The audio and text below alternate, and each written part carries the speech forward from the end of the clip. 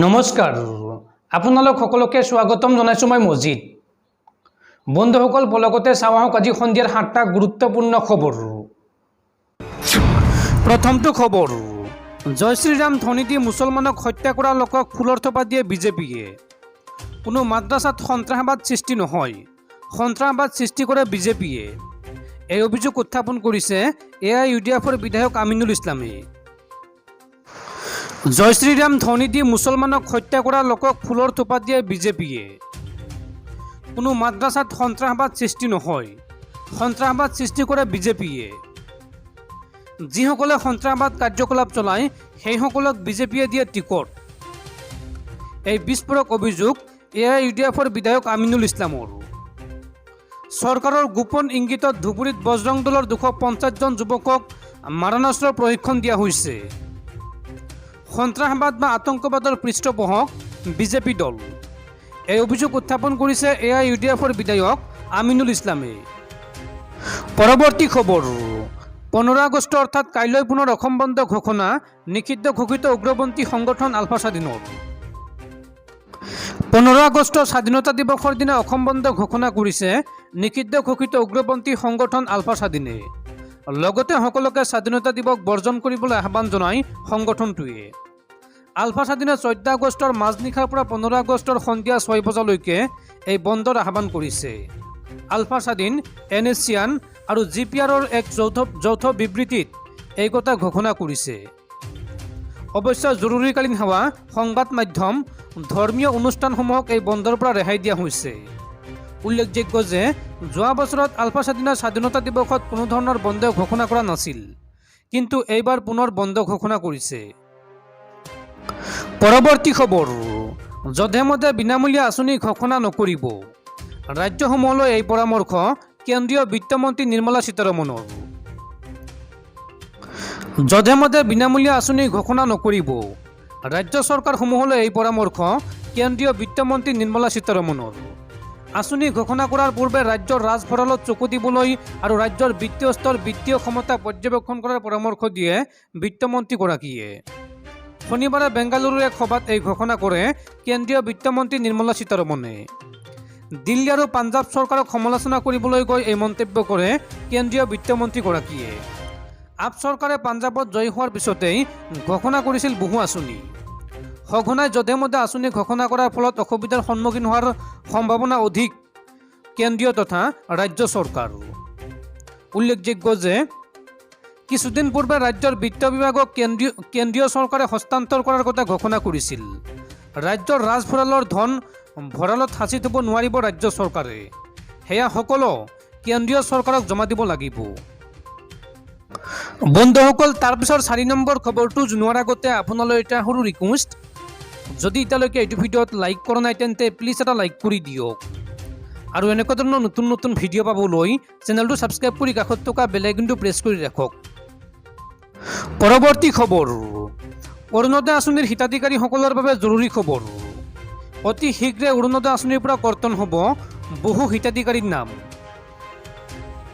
অৰুণোদয় আঁচনিৰ হিতাধিকাৰীসকলৰ বাবে জৰুৰী খবৰ অতি শীঘ্ৰে অৰুণোদয় আঁচনিৰ পৰা কৰ্তন হ'ব বহু হিতাধিকাৰীৰ নাম যোগ্য হিতাধিকাৰী বিচাৰি উলিওৱাৰ বাবে চৰকাৰৰ বিশেষ পদক্ষেপ 20 আগষ্টৰ পৰা 20 ছেপ্টেম্বৰলৈ চলিব অৰুণোদয় মাহ আগষ্ট মাহত অৰুণোদয় হিতাধিকাৰী ঘৰলৈ গৈ চলোৱা হ'ব সৰজমিন জৰীপ আৰ্থিকভাৱে সচ্ছল হিতাধিকাৰীৰ নাম কৰ্তন কৰি নতুন হিতাধিকাৰীৰ নাম অন্তৰ্ভুক্ত কৰিব চৰকাৰে দিব্যাংগ আৰ্থিকভাৱে অনগ্ৰসৰ হিতাধিকাৰীয়েহে লাভ কৰিব অৰুণোদয় আঁচনিৰ ধন হিতাধিকাৰীৰ অৰুণোদয়ৰ লগত ৰেচন কাৰ্ড আধাৰ কাৰ্ড ভোটাৰ তালিকা সংলগ্ন কৰা হ'ব অৰুণোদয় মাহতে প্ৰতিগৰাকী হিতাধিকাৰীৰ ঘৰত লাগিব অৰুণোদয়ৰ লোগো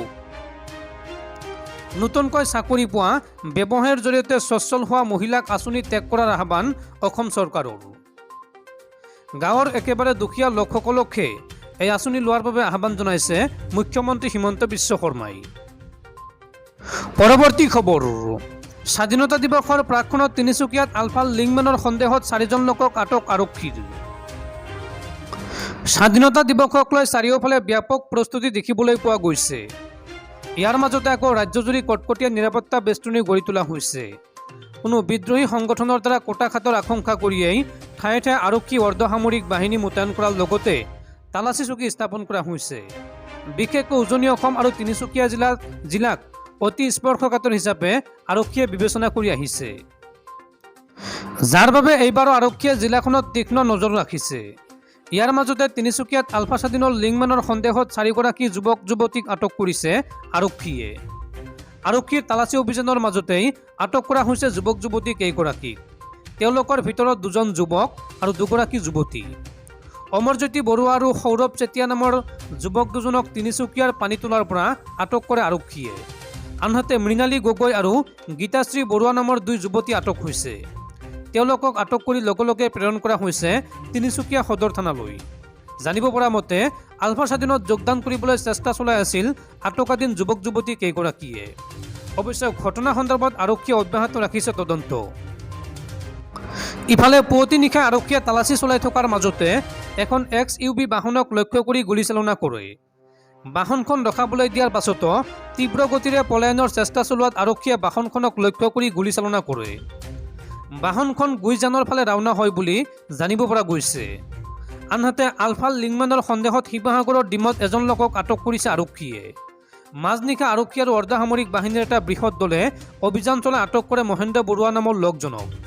বৰ্তমান ডিমৌ আৰক্ষী থানাত ৰখা হৈছে আটকাধীন লোকজনক।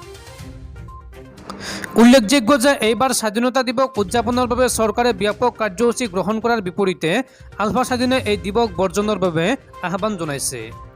পিছে আৰক্ষীয়ে ৰাজ্যজুৰি কটকটীয়া নিৰাপত্তা বেষ্টনী গঢ়ি তুলিছে। পৰৱৰ্তী খবৰ, বিপদত পৰিছে বিজেপি। ইখনৰ পিছত সিখন ৰাজ্যত সংকটত পৰিছে বিজেপি দল। বিহাৰৰ পিছত এইবাৰ মেঘালয়ত সংকটত NDA।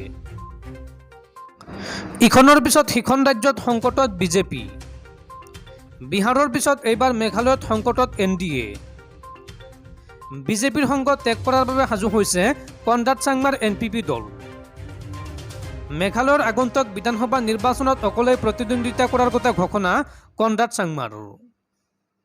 আদৰ্শ প্ৰতিষ্ঠাৰ ক্ষেত্ৰত কোনো আপোচ কৰা নহ'ব বুলি ঘোষণা কনৰাড চাংমাৰ। 2023 চনত মেঘালয়ত অনুষ্ঠিত হ'ব বিধানসভা নিৰ্বাচন। কনৰাড চাংমাৰ এই ঘোষণা নিশ্চিতভাৱে বিপদত পেলাব পাৰে বিজেপিক। পৰৱৰ্তী খবৰ, ৰাষ্ট্ৰপতি মেডেল লাভ কৰিলে সহকাৰী আৰক্ষী আয়ুক্ত হিমাংশু দাসে। লগতে অসমৰ 8জনলৈ আগবঢ়োৱা হৈছে আৰক্ষীৰ সাহসিকতাৰ পদক। ৰাষ্ট্ৰপতি মেডেল লাভ কৰিলে সহকাৰী আৰক্ষী আয়ুক্ত ACP হিমাংশু দাসে। অসমৰ মাত্ৰ এজনে লাভ কৰিছে এই সন্মান। হিমাংশু দাসে দুধনৈত 1988 চনত চাকৰিত সোমাইছিল। প্ৰথমে দুধনৈ, তাৰ পিছত গোৱালপাৰা আৰু এতিয়া দিছপুৰৰ ACP হিচাপে দায়িত্বত আছে হিমাংশু দাস। আনহাতে অসমৰ 8জনলৈ আৰক্ষীৰ সাহসিকতাৰ পদকৰ বাবে নাম ঘোষণা কৰা হৈছে। গুৱাহাটীৰ ACP হিমাংশু দাসলৈ ৰাষ্ট্ৰপতিৰ আৰক্ষীৰ পদকৰ উপৰিও স্বাধীনতা দিৱস উপলক্ষে আৰক্ষীৰ উৎকৃষ্ট সেৱাৰ পদক, SDPO জন দাসলৈ SI Jonmoni Deka, SI Bitupan Chutiya, SI Achyut Nath, lance naik Shambhu Ronghang, কনিষ্টবল চপ্পৰ ৰংপি, কনিষ্টবল সন্দৰ সিং টকবি, কনিষ্টবল গ্ৰেটছন মাৰাকলৈ আৰক্ষীৰ সাহসিকতাৰ পদক প্ৰদান কৰা হয়।